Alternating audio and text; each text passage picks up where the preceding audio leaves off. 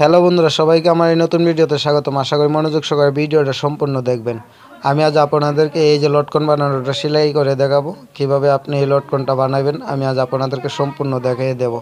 আপনি যদি মনে করেন যে ভিডিওটা সম্পূর্ণ মনোযোগ সহকারে দেখেন, আপনি নিজে এই লটকনটা তৈরি করতে পারবেন। তাহলে স্কিপ না করে ভিডিওটা সম্পূর্ণ দেখার অনুরোধ রইল। এই যে আমি প্রথমে একটা কাপড়ের টুকরা কাটিং করে নিছি। এটা হলো 4 ইঞ্চি চড়া, 4 ইঞ্চি পাশ। এটা 2 পিস কাটিং করছি। এরপরে এই যে আরেকটা টুকরা নিলাম, এটা হলো 1 পিস, 3.25 ইঞ্চি, 3.25 ইঞ্চি।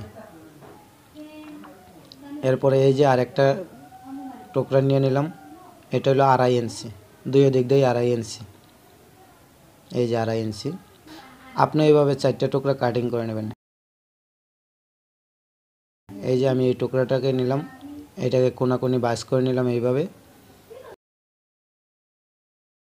এই যে এখন এই দিক দিয়ে একটা সেলাই দিয়ে দেব।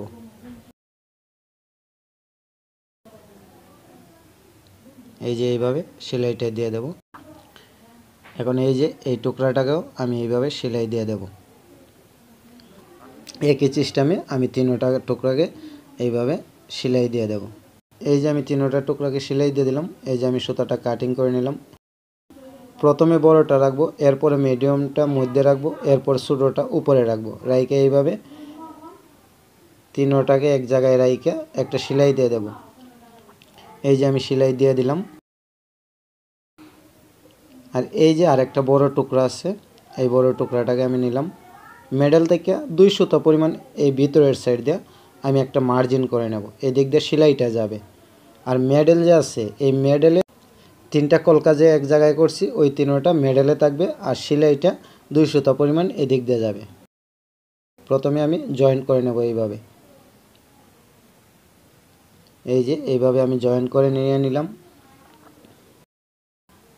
এই যে দেখেন আমি জয়েন করে নিয়ে নিলাম।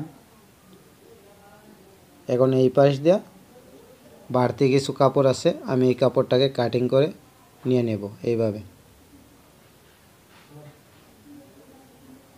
এই যে বাড়তি কাপড়টাকে কাটিং করে নিয়ে নিছি।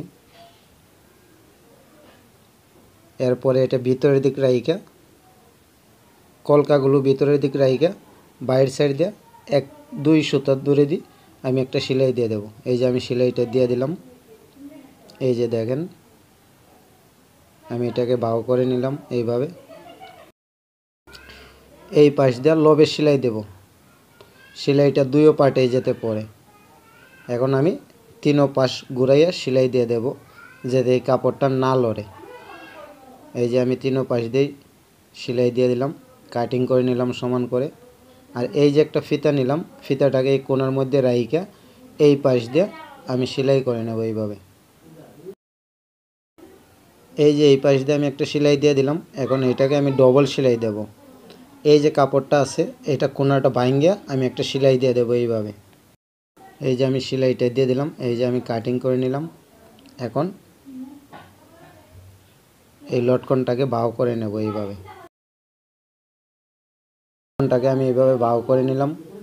আমার এই ভিডিওটা এই পর্যন্ত দেখার জন্য ধন্যবাদ। আমার ভিডিওটা যদি আপনাদের কাছে ভালো লাগে তাহলে একটা লাইক করবেন, যদি ভালো না লাগে একটা ডিসলাইক করে যাবেন। ধন্যবাদ। আবার দেখা হবে নতুন আরেকটা ভিডিও নিয়ে।